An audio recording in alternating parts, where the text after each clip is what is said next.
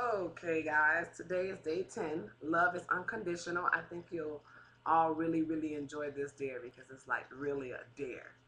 So, love is unconditional. God demonstrates his love towards us in that while we were yet sinners, Christ died for us. Romans 5 and 8. So, unconditional. This is odd because the whole book is on unconditional love. So, it was very interesting to read this dare. If someone were to ask you, why do you love your wife or why do you love your husband? What would you say? Most men would mention their wife's beauty, her sense of humor, her kindness, her inner strength. They might talk about her cooking, her knack for decorating, or what a good mother she is. Women would probably say something about their husband's good looks or his personality. They commend him for his steadiness and his consistent character. They'd say they love him because he was always there for them, or he's generous, or he's helpful. But what if over the course of the years, your wife or your husband stopped being every last one of these things? Would you still love them? Based on your answers above, the only logical response would be no, you probably would not still love them. If your reasons for loving your spouse all have something to do with his or her qualities, then those same qualities suddenly or gradually disappear. Your basis for love is over. Sad, but true.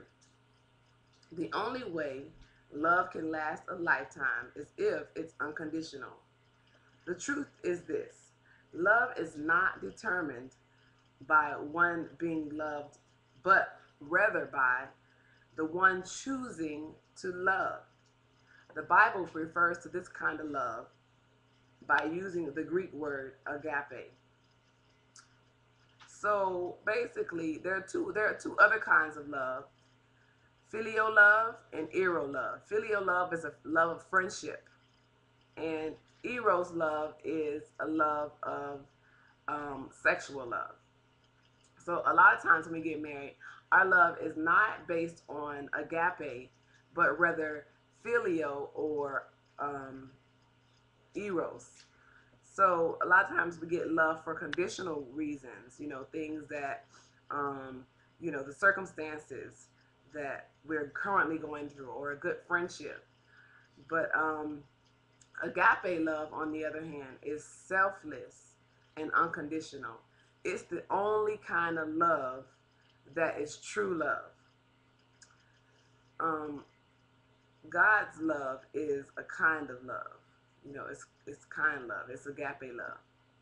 So if a man or a wife should say, "I have fallen out of love with you," what he's actually probably saying is, "I never loved you unconditionally in the first place."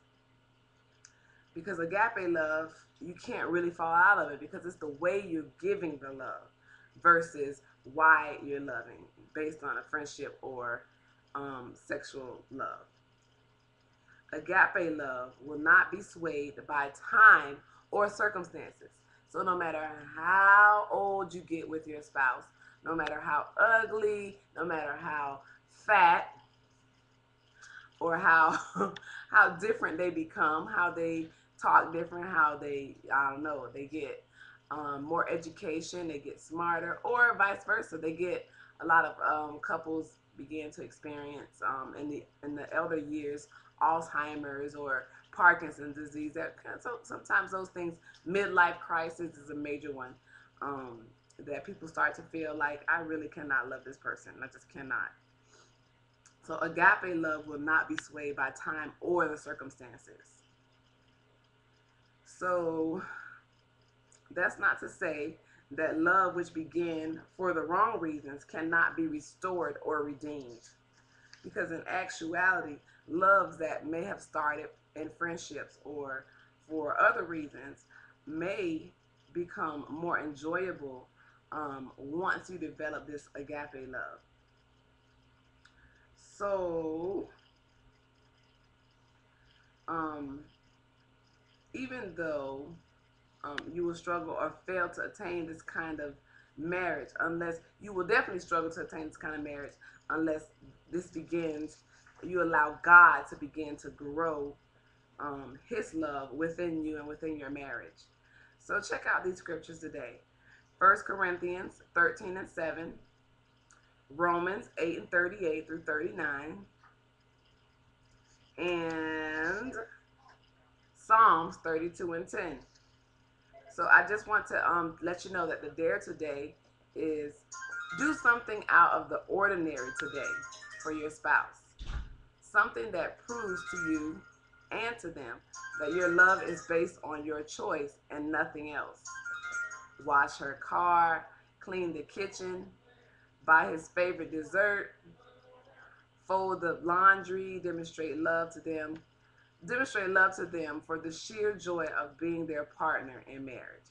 So do something out of the ordinary today. I'm not going to even really think of what I would do that's out of the ordinary for my spouse today.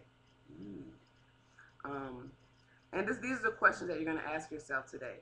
Has your love in the past been based on your spouse's attributes and behavior, or on your commitment?